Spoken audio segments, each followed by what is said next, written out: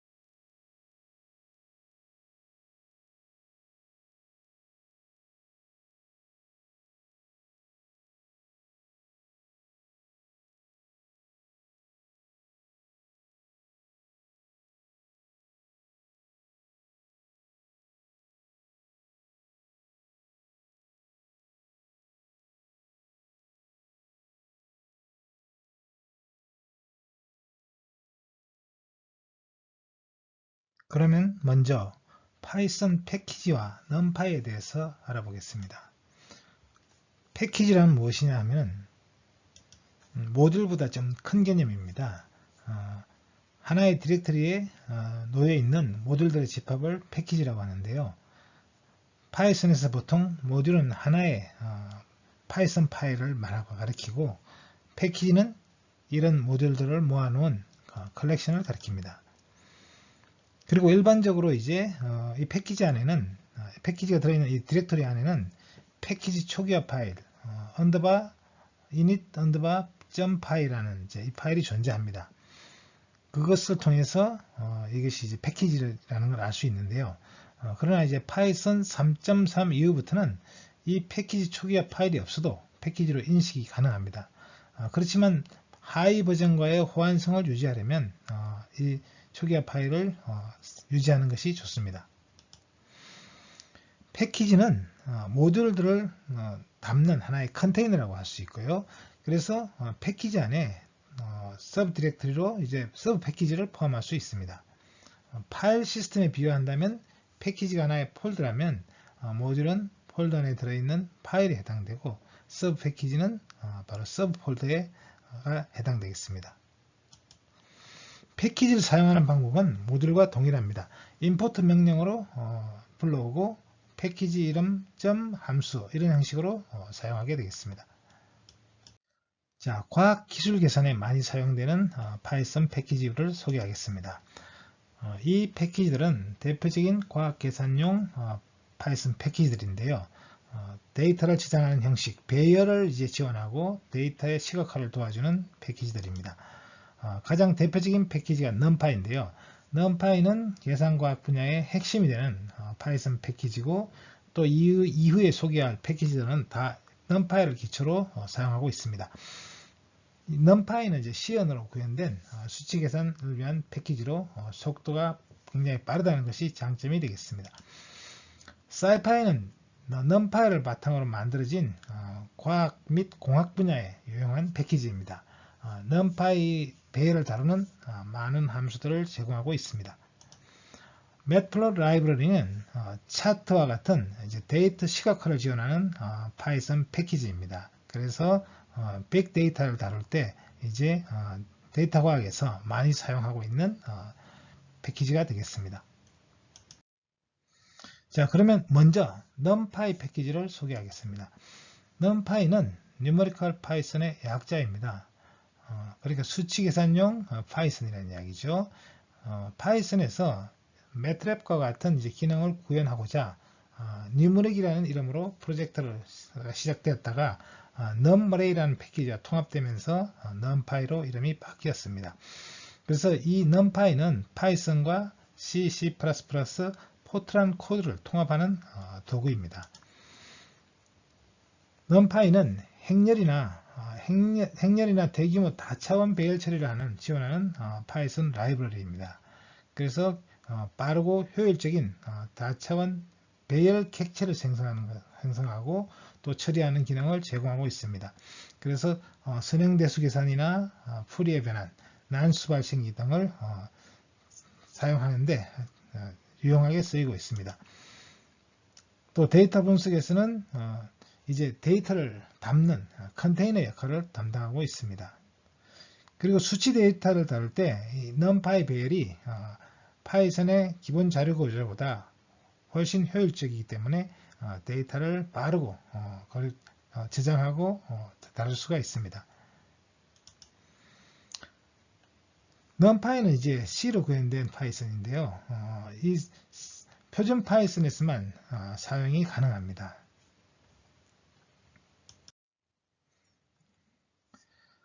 자, numpy는 이제 서브 패키지를 가지고 있는데요.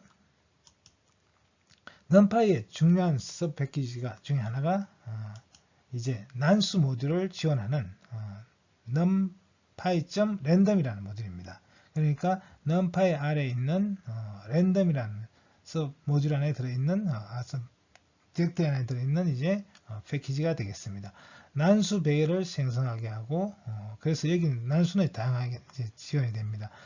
일반적인 이제 유니폼한 난수 또는 이제 정기 분포를 하는 난수 또 정수 난수 함수 이런 다양한 함수들을 지원하고 있습니다. 그리고 numpy.linearalgebra 이게 이제 선행대수 모듈인데요.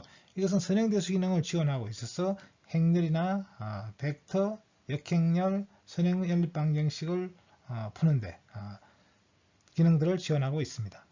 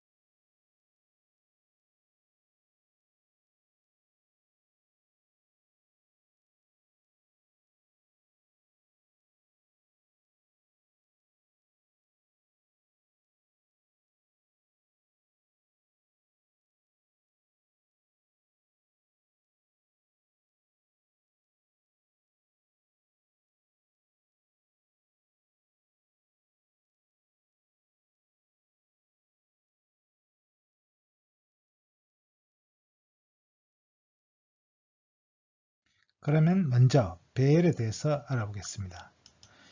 배열 자료형이란 대부분의 프로그래밍 언어에서 사용하는 기본적인 자료 구조의 하나입니다. 배열 자료형은 같은 종류의 데이터들을 순차적으로 저장한 자료 구조인데 인덱스를 이용해서 그 배열 데이터를 접근할 수 있습니다. 인덱스는 바로 배열의 시점으로부터 값이 저장된 상대적인 위치를 가리킵니다. 과학기술 계산에서는 배열을 많이 사용하는데 복잡한 자료 구조나 행렬이나 벡터 등을 표현하는 용도로 사용되고 있습니다. 그런데 파이썬은 기본적으로 배열 자료형을 제공하지 않습니다. 이 때문에 파이썬에서 배열을 사용하려면 배열을 구현한 패키지를 임포트해야 합니다.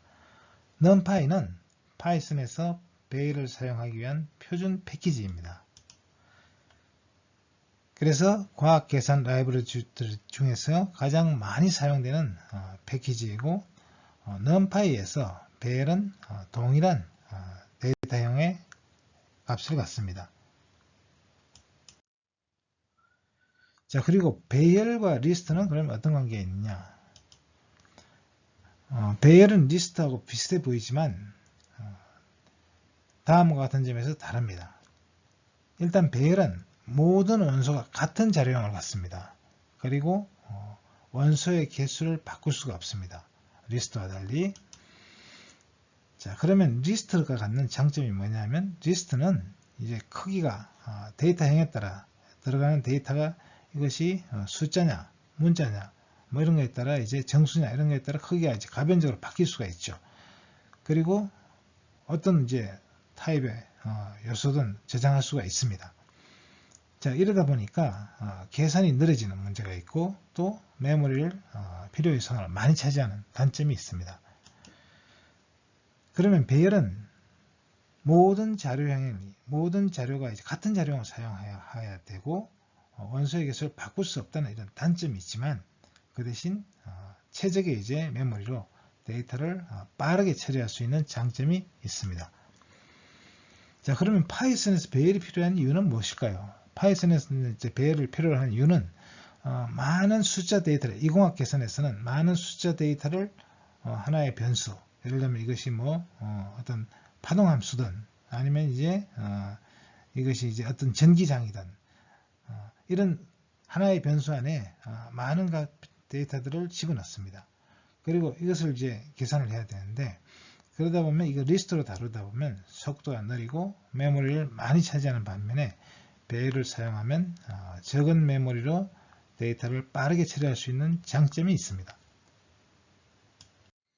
자, 그러면 리스트와 배열을 한번 정리해서 비교해 보면 리스트와 배열은 유연성에서 비교해 본다면 리스트가 더 유연성이 뛰어나다고 할 수 있습니다. 서로 다른 자료형의 요소를 담을 수가 있으니까요. 반면에 배열은 똑같은 자료형의 데이터만 담을 수 있기 때문에 유연성이 떨어진다. 이렇게 말할 수 있고요. 그리고 효율성에서 보면 리스트는 리스트의 각 항목에 중복되는 이제 요소를 포함하고 있습니다. 그리고 배열 간 연산을 하려고 할 때 반복문을 사용해서 계산을 해야 합니다. 그래서 계산 속도가 느려지고 메모리를 많이 차지하는 문제가 있습니다. 그 반면에 배열은 이제 C로 구현된 내부 반복문을 사용하기 때문에 계산 속도가 빠르고 배열 간 산술 연산이 가능하다는 장점이 있습니다.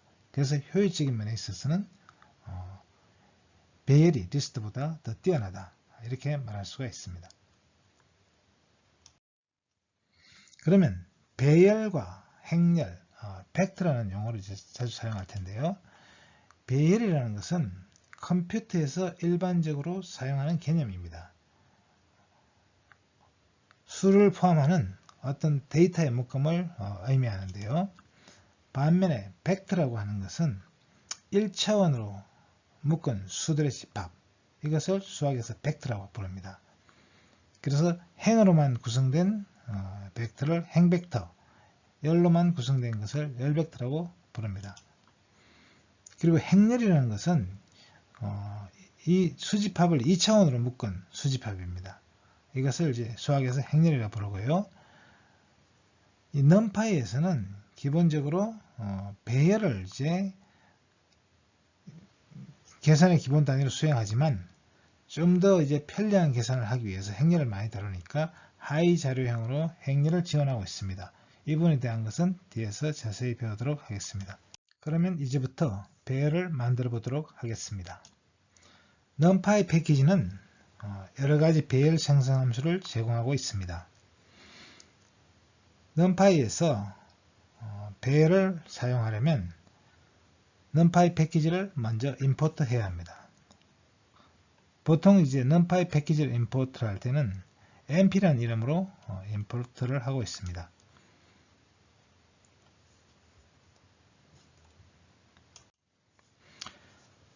numpy에서 제공하는 배열 생성 함수로는 array 함수를 들 수 있습니다. array 함수는 인수를 이제 배열로 만들어줍니다. 그래서 예를 들면 리스트를 인수를 넣어주면 리스트를 배열로 만들고 튜플을 넣어주면 튜플을 배열로 만들게 되겠습니다. arrange 함수는 특정한 규칙에 따라 증가하는 수열형 배열을 만들어줍니다. 그리고 구간 배열 생성 함수들이 여러 가지가 있는데요. linspace라는 것은 일정한 선형 간격으로 배열을 만들고 logspace는 로그 간격으로 로그 스케일로 배열을 만들겠습니다. mesh grid는 2차원 배열을 만들겠습니다. 그리고 특수 배열 함수들이 있는데요. 제로나 1, full, i, identity, full과 같은 함수들을 이용해서 특정한 형태의 이제 배열을 만들 수가 있습니다. 자, 그러면 먼저 첫 번째로 이제 array라는 배열 생성 함수를 알아보도록 하겠습니다. 자, 이 함수의 인수로 주어진 개체를 배열로 변환하게 되어 있습니다. 리스트나 tuple 등을 넣어주면은 배열로 변환하게 되겠습니다. 자, 배열과 리스트는 이제 겉으로 보기에는 비슷하지만 실제로는 많은 차이가 있습니다. 리스트 객체는 각각의 원소가 다른 자료형이 될 수 있지만 배열 객체는 연속적인 메모리 배치를 가져야 되기 때문에 모든 원소가 같은 자료형이어야 한다는 제약이 있습니다. 자, 이러한 제약이 있는 대신에 이 원소에 대한 접근과 반복문을 실행하는 속도가 빠른 장점이 있습니다. 자, array로 1차원 배열을 만들기를 해보도록 하겠습니다. 자, 우리가 이제 range라는 이 함수를 이용하면 수열을 만들 수가 있다고 했습니다. 그래서 이 range 10, 10개 원소를 갖는 변수를 r이라고 했습니다. 그리고 이 r을 물론 출력하면 range로 표시가 되겠죠. 그리고 이 r을 이제 list로 함수 안에 넣어주면 이 l은 이제 list가 되겠습니다. 그래서 그 리스트로 출력해보면 리스트로 나오는 걸 알 수 있습니다. 0에서 9까지. 그리고 이것을 배열로 만들려면 이제 array라는 numpy, 여기서 import 그냥 numpy라고 했습니다. 그럴 때는 numpy.array로 해야 되겠죠. 그리고 리스트를 넣어주면 이것이 이제 배열로 바뀌겠습니다. A는. 그래서 array란 말이 앞에 붙어 있는 걸 봐서 이것이 배열이라는 걸 알 수가 있습니다. 그래서 여기서는 range라는 수열을 이제 리스트라는 집합 자료형으로 바꾸고 다시 리스트를 numpy array를 이용해서 배열로 바꿨습니다. 하나만 더 해볼까요? 이번에는 이 range를 이제 tuple로 받았습니다. tuple로 받고 잘못 썼네요. 이게 리스트가 아니라 tuple인데 tuple로 받고 그리고 이것을 이제 array를 이용해서 배열로 변환하면 배열로 표시가 되겠습니다. 다음에는 array 함수로 2차원 배열을 만들어 보겠습니다. 자, 여기서도 numpy를 이제 np로 임포트를 했습니다. 그리고 array 함수를 이용해서 이제 2차원 배열이죠. 2차원 배열을 만들고 2차원 배열 B를 만들었습니다. 그리고 이 B를 출력하니까 2차원 배열이 됐죠. 이번에는 이 리스트를 1, 2, 3이라는 리스트를 이제 이용을 해서 array L, L이 됐으니까 이 리스트 두 개가 들어간 거죠. 리스트 안에 두 개의 리스트가 들어갔습니다. 그래서 a는 이제 array라는 함수를 이용했으니까 배열로 바뀌었겠죠. 실제로 a를 출력해 보면 2차원 배열이 된 것을 알 수 있습니다. 자, 여기서는 이제 리스트 변수를 이용을 해서 이제 array 함수로 배열을 만들었습니다.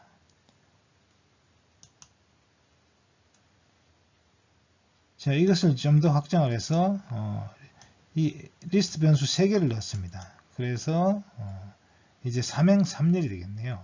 이제 행이 3개가 되고 열이 3개가 되는 3행 3열 배열이 만들어졌습니다. 자, 다음은 arrange 함수에 대해서 알아보겠습니다. 자, arrange 함수는 특정한 규칙에 따라 증가하는 수열형 배열을 만들어줍니다.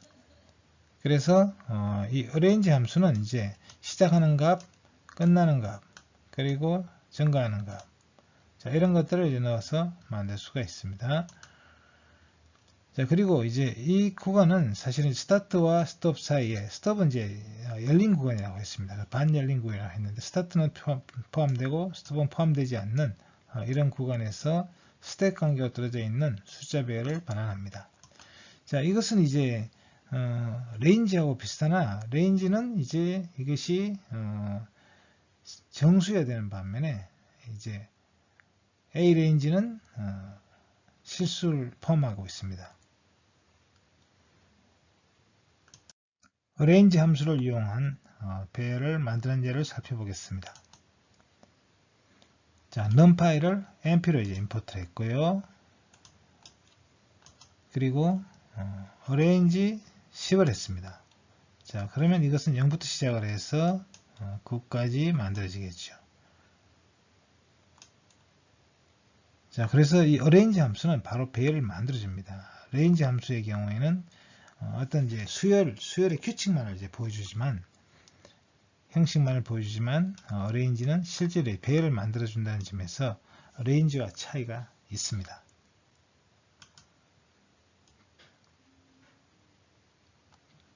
자, 여기서 이번에는 이제 2,5를 했습니다. 시작하는 값, 끝나는 값이 나왔죠. 그래서 1부터 시작돼서 5를 뺀 수가 되니까 2, 3, 4가 되겠습니다. 배열이 됐고요.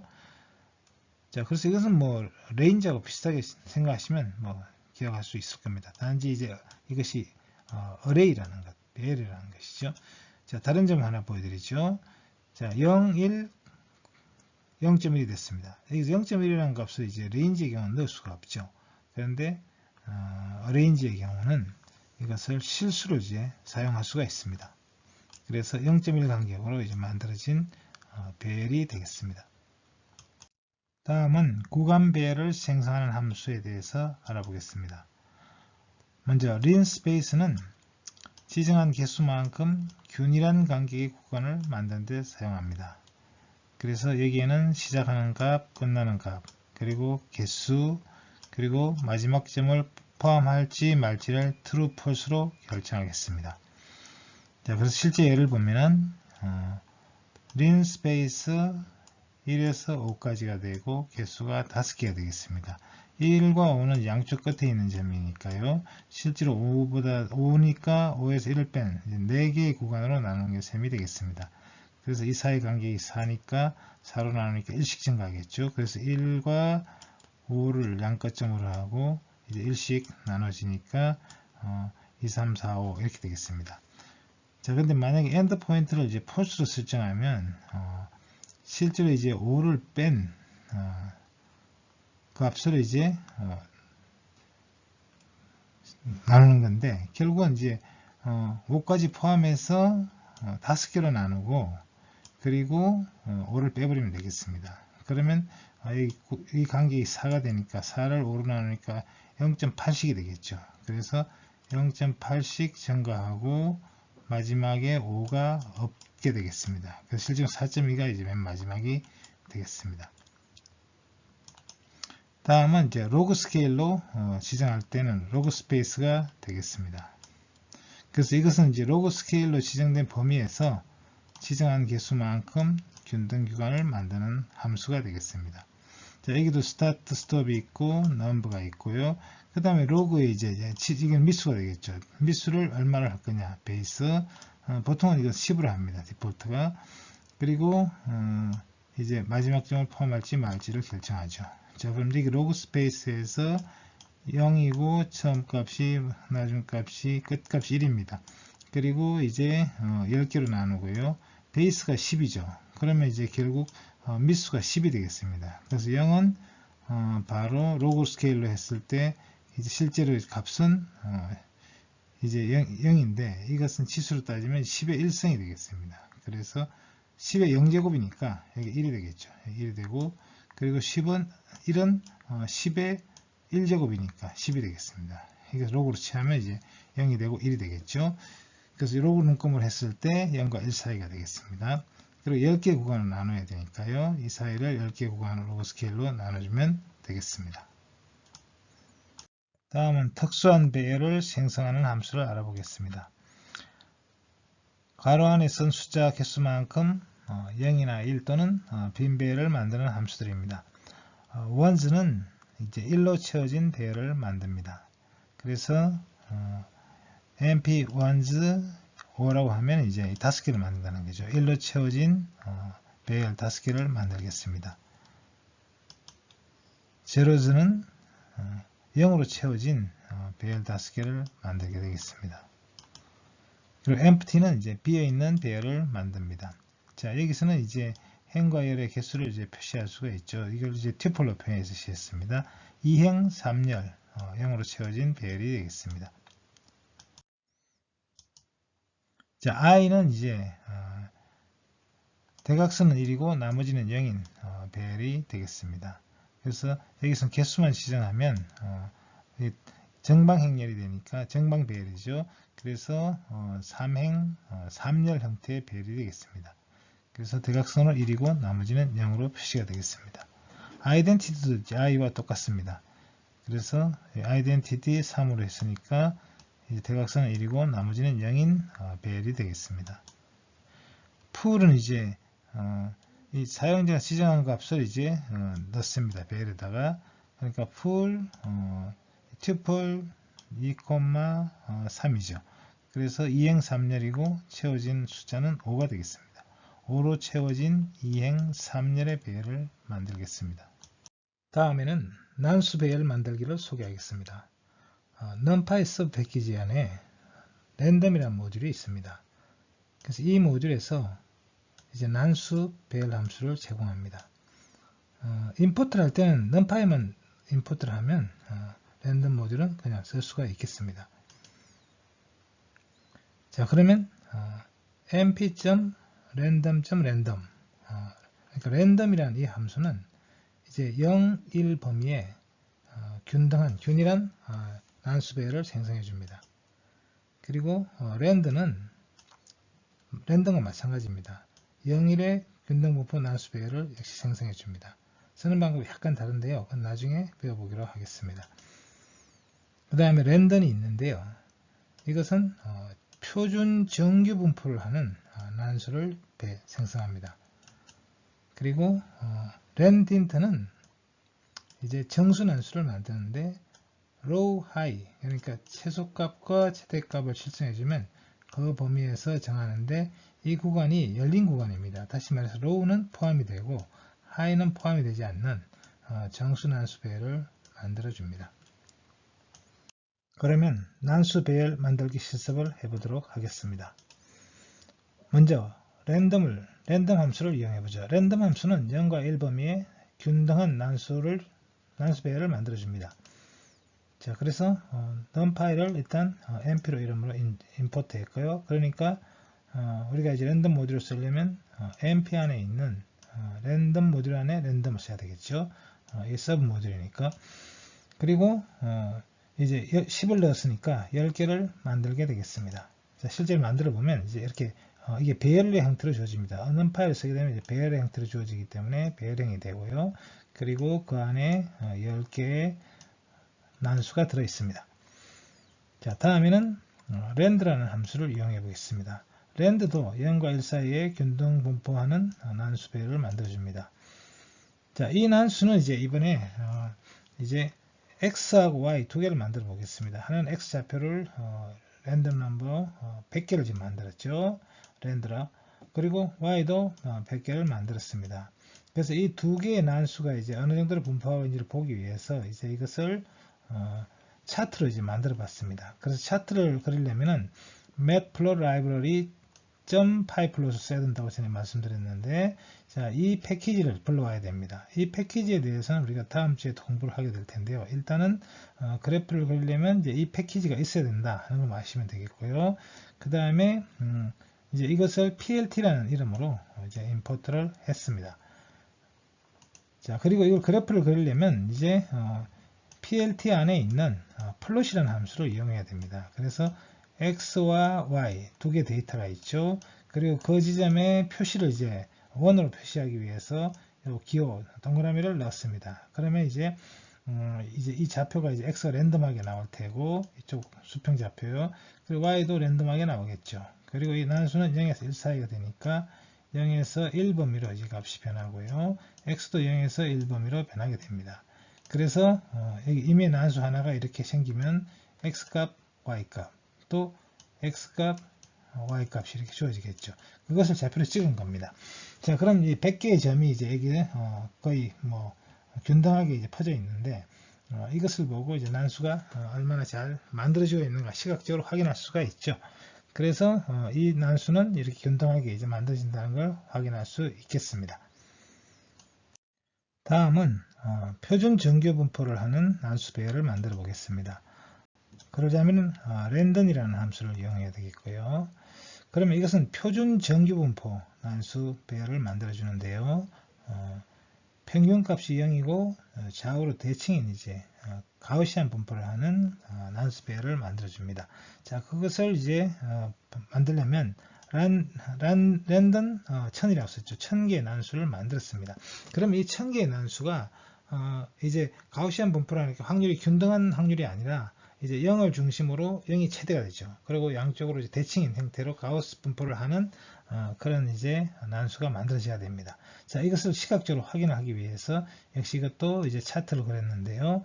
앞에 이제 우리가 plt matplotlib .pyplot 그것을 임포트 해야 되겠죠. 그리고 hist라는 이제 히스토그램입니다. hist라는 함수를 이용하면 이 y 값에 대해서 이제 우리가 지금 얻어진 이 값을 y라고 나왔죠. y 값에 대한 도수 분포표를 그려줍니다. 그래서 이 그래프를 보시면 이렇게 가우시안 형태로 이렇게 분포하고 있는 걸 우리가 이제 확인할 수가 있습니다. 그래서 0의 값이 제일 많죠. 그리고 도수 1000개니까 이제 1000개에 대해서 도수 분포표를 그렸는데요.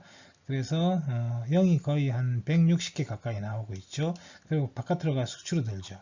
그래서 이것은 균등 난수가 아니기 때문에 마이너스 0을 중심으로 마이너스 값과 플러스 값을 이제 가지고 변하는데, 전체적으로 가우스 분포를 하는 이런 난수를 만들어 줍니다. 자, 그 다음에는 정수 난수를 만들었습니다. 랜딘트가 그런 건데요. 로우는 이제 최소값, 하이는 최대값인데 이게 열린 구간이라고 했습니다. 로우는 포함이 되고 하이는 포함이 되지 않아요. 자, 그리고 사이즈를 이제 넣어주는데요. 그래서 여기서 0과 10, 10은 빼지는 거죠. 0에서 9까지의 값이 변하겠고요. 그 다음에 사이즈 20개를 이제 만들었습니다. 자, 그래서 보시면 여기 나와 있는 값들이 보면 0이 포함되어 있고요. 그 다음에 여기에 10은 포함되지 않는 걸 알 수가 있습니다. 다음은 2차원 난수 배열을 만들어 보도록 하겠습니다. 자, 2차원 난수 배열을 만들려면 일반 난수에서 난수로 이제 만든 다음에 그것을 이제 reshape라는 이것도 numPy에 있는 함수입니다.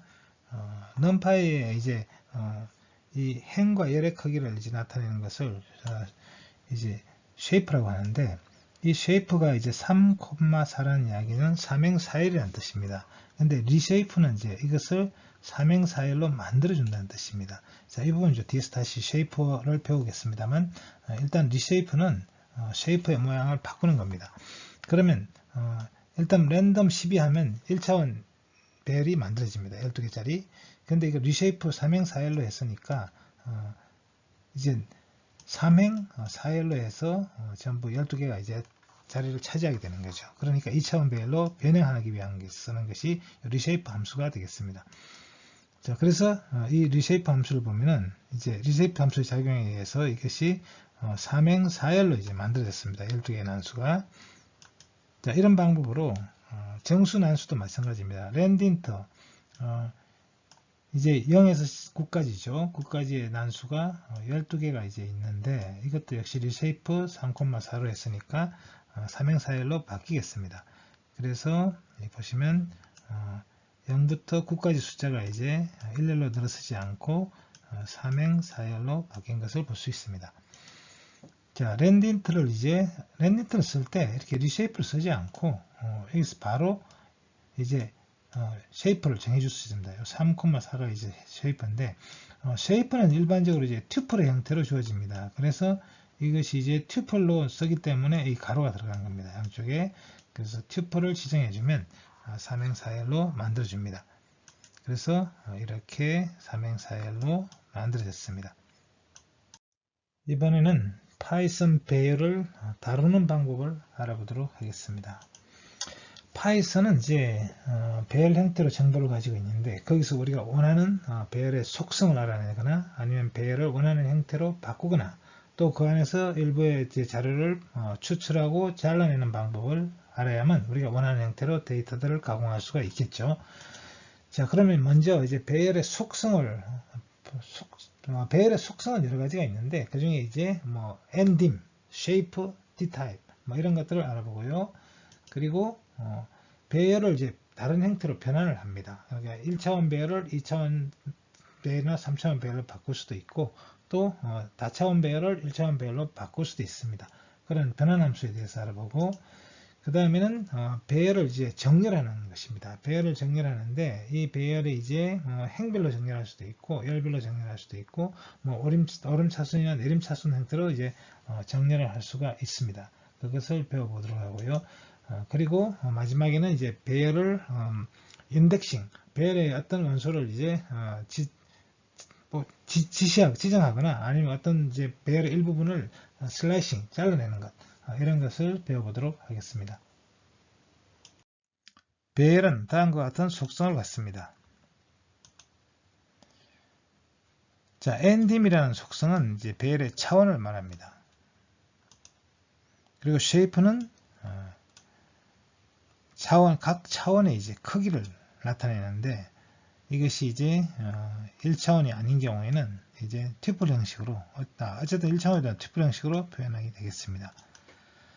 그리고 d타입은 이제 배열의 자료형을 나타냅니다.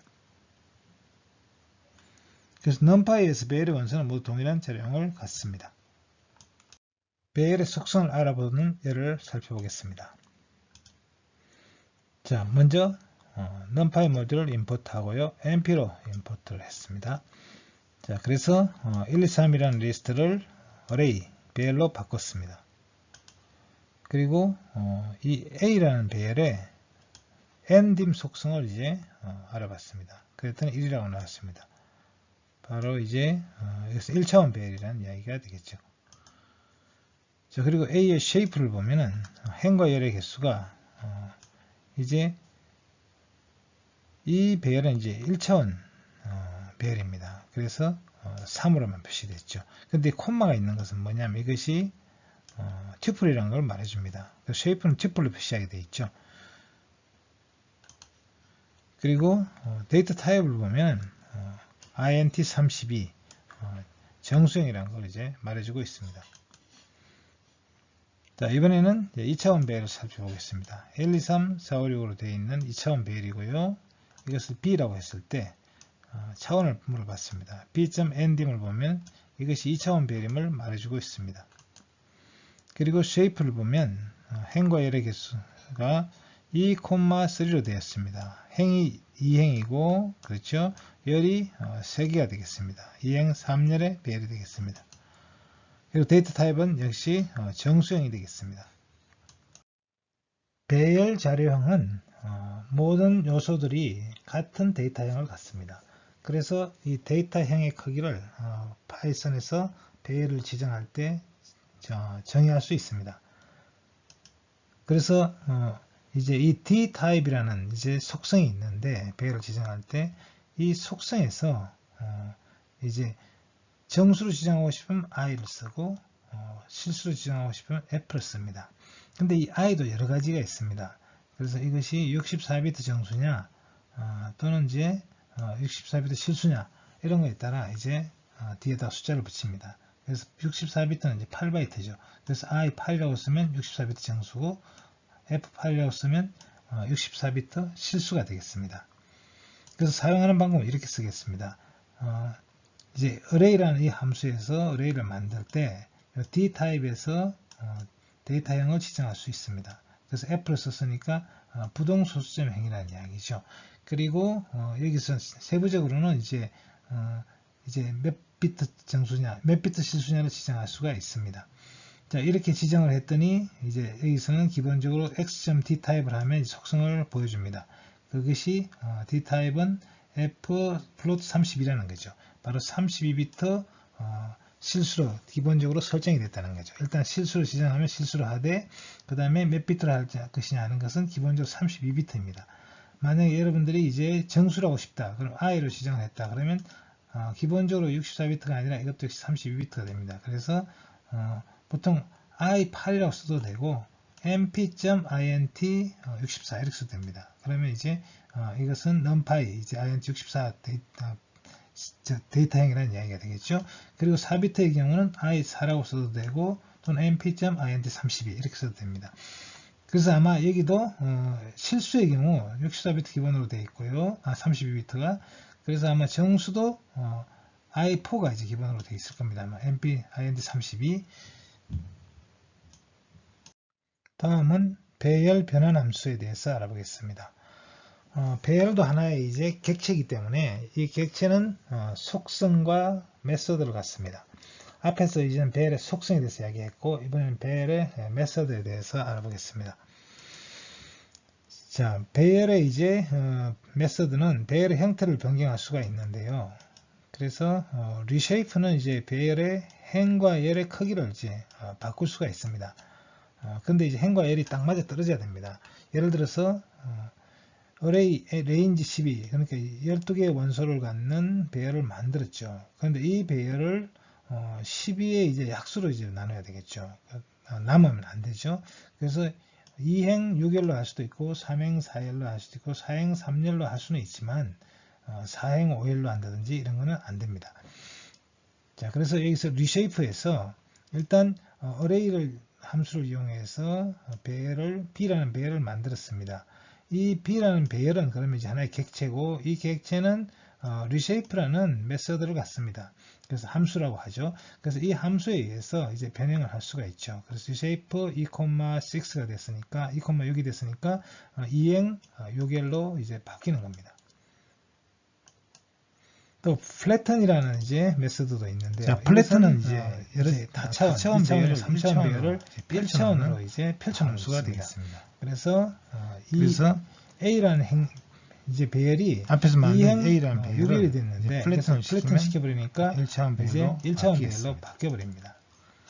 이 플래튼과 같은 기능을 하는 또 다른 메서드가 이제 레이블이 되겠습니다.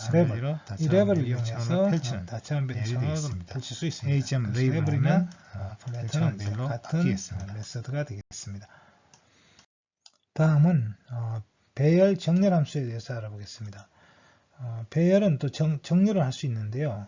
리스트를 정렬할 수 있듯이 배열 객체도 정렬 함수가 지원이 되고 있습니다. sort라는 함수죠. 그러면 먼저 이제 배열을 하나 만들겠습니다. 난수 배열을 만드는데 랜드를 이용해서 3행 3열짜리를 만들었습니다. 그리고 그 결과를 이제 보기 위해서 이 세미콜론하고 A를 넣었습니다. 그러면 이제 결과가 나오겠죠. 그래서 이제 0과 1 사이의 난수로 이루어진 3행 3열짜리 이제 배열이 만들어졌습니다. 자, 그럼 이 배열을 한번 정렬을 해보도록 하겠습니다. 먼저 sort라는 이제 메서드를 이용하면 되는데요. 그래서 a.sort를 하고 다시 이제 a를 출력을 시켰으니까 정렬된 값이 나타나겠죠. 어떻게 정렬되는가 한번 보도록 하겠습니다. 자, 그러면 첫 번째 줄을 보시면은 여기서 이제 0.16이고 0.6, 0.8이죠. 그러니까 이제 점점 커지는 순서로 정렬이 되어 있죠. 여기는 이제 그 순서가 그대로 되어 있죠. 그렇기 때문에 여기는 이 같은 행에서 이제 오름차순으로 이제 정리가 됐습니다. 그리고 두 번째 행을 보시죠. 두 번째 행을 보시면 0.079가 제일 작죠. 그래서 제일 먼저 나왔습니다. 그 다음에 0.4283이 작으니까 그 두 번째가 나왔고요. 그래서 오름차순 순으로 이제 행별로 정렬이 됐다는 걸 이렇게 확인할 수가 있습니다. 그러니까 기본적으로 이제 sort 이렇게 할 때 이 sort는 행에 대해서 이제 정렬이 되는 것입니다. 자, 이번에는 이제 엑시스를 넣어가지고 이 어느 축에 대해서 정렬할 것이냐. 보통 엑시스가 0이면 이제 이것은 열을 의미합니다. 그리고 1은 이제 행을 말하죠. 그래서 여기서 엑시스 이제 0이라고 넣어주면 이번에는 열에 대해서 정렬할 겁니다. 그래서 같은 1열을 보시죠. 1열을 보시면 정렬이 된 걸 알 수 있죠. 이렇게 내림차순, 오름차순 정렬이 됐고요. 여기도 오름차순 정렬됐고 이렇게 정렬된 걸 알 수 있습니다. 그러니까 그냥 sort라고 할 때는 이제 axis 1이라고 넣은 것과 같습니다. 기본적 설정은 이제 행에 대해서 정렬하고 axis 0이라고 넣으면 이제 열에 대해서 정렬합니다. 물론 axis는 1이라고 넣으면 이제 이것도 행에 대해서 정렬을 하겠죠. 다음은 subset, indexing, slicing에 대해서 알아보겠습니다. 인덱싱이라고 하는 것은 가리킨다는 의미입니다. 다시 말해서 x라는 우리가 배열을 이제 레인지 10이니까 0에서 11 사이의 숫자로 배열을 이제 만들었는데 reshape 3,4니까 3행 4열짜리로 이제 만든 것이죠. 그리고 이제 그 x를 이제 출력을 해서 지금 이렇게 보고 있습니다. 자, 그럼 여기서 우리가 이제 이 배열의 요소 중에 하나를 지정을 해요. 그러면 x11이라고 하는 것은 이 배열의 1행 1열을 말합니다. 인덱스로 말해서. 그러니까 이게 0부터 시작하죠. 인덱스는. 그래서 0, 1이 되니까 이제 이게 1열이 되겠네요. 그죠? 이게 0열이고 이게 1열이 되겠습니다. 그리고 여기는 0행 1열이 되겠죠. 1행이 되겠죠. 여기는. 그래서 결국 이 값이 되겠네요. 그래서 1행 1열 인덱스로 이 값이 여기 출력이 되겠습니다. 또 이번에는 x1이라고 썼어요. 그러면 이거는 이제 뒤에 열이 뒤에 생략된 걸로 봐야 됩니다. 그러니까 열은 모든 게 다 나온다는 뜻이죠. 그러니까 다시 말해서 1행을 이제 2행을 출력하라 이런 이야기가 되겠죠. 그래서 4, 5, 6, 7이 나왔습니다. 자, 다음에는 앞부분은 이제 생략되고 행은 이렇게 콜론을 치면 전부 다를 의미합니다. 전부 다. 그리고 1이라고 썼으니까 이것은 이제 1열이 되겠네요. 2열이 되겠습니다. 그래서 1, 5, 9가 출력이 되겠습니다. 아래로. 자, 이런 식으로 이제 인덱싱을 해서 배열의 일부분을 가리킬 수가 있습니다. 자, 그럼 슬라이싱이란 뭐냐? 슬라이싱은 잘라낸다는 의미니까 그것을 가져와서 뭔가 이제 다른 걸 만드는 것이죠. 그래서 이제 1행부터 나머지 전부 다죠. 이건 1열부터 전부 다입니다. 그러면 여기서는 이제 아마 5, 6, 7, 9, 10, 11이 될 겁니다. 그래서 그것을 여기서 이제 출력을 했습니다. 자, 그래서 이것을 이제 y로 바꿨죠. 그러니까 잘라내서 이것을 새로운 이제 배열로 만든 겁니다. 자, 이번에는 x의 이제 1행 2열 1행에서 이제 이건 1은 포함되지 않으니까 결국 1행이 되겠죠. 그리고 열은 1열에서 3열까지가 되겠습니다. 그래서 여기서 이제 바로 6, 7에 해당되는 6, 7이 아니죠. 5, 6이죠. 앞에 5, 6에 해당되는 값을 이제 출력을 하게 되겠습니다.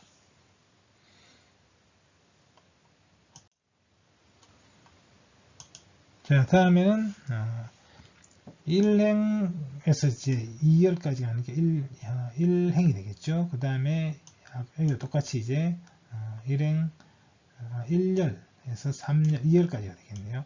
이것을 이제 y라고 나왔고, 그 다음에 또 0행을 이제 0행 그리고 0열, 1열을 이제 z라고 나왔습니다. 그래서 이 두 값을 이제 더했더니 이제 5와 7이 나왔습니다. 자, 이런 식으로 이제 배열의 일부분을 인덱싱을 하거나 슬라이싱을 해서 새로운 변수로 이제 지정할 수도 있습니다. 그래서 우리는 이제 이런 배열들을 우리가 원하는 만큼을 잘라서 어떤 서브셋을 만들 수도 있고, 또 그 중에 일부를 이제 잘라내서 이제 다른 배열로 이제 만들 수도 있습니다. 아니면 어느 부분만을 가리켜 주어서 그 값을 읽어낼 수도 있고요.